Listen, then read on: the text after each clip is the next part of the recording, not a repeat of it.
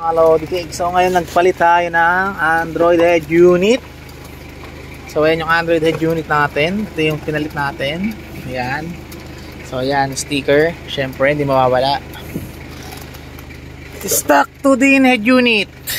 All good. So ayan. ABT. Stock yan. Yan ang stock ni, ni Adventure. Next, kalat na yun eh. Syempre, quick specs.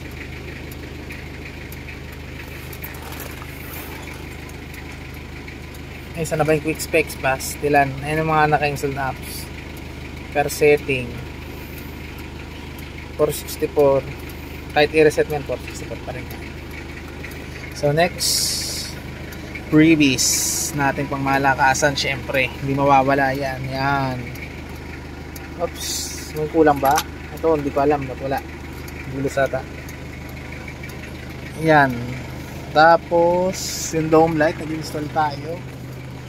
Yan. Tapos, syempre, nagpalit din tayo ng tail light niya na LED. Yung LED na tail light. Yan, LED na tail light. Yan. Tapos, signal light. Nakita nyo naman ba ito na signal light? Oh? Tsaka LED na tail light sa loob. Yan. Oh.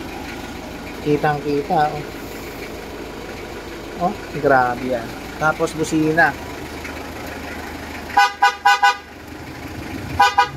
Yung busina. Then reverse light. Ay, reverse natin. Hindi ko pala ang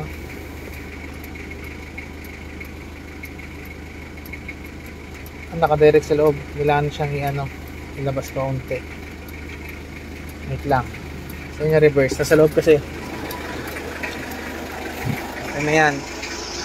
So ayan yung natin, kinabit natin. Signal light. Simbusina na dun sa harapan.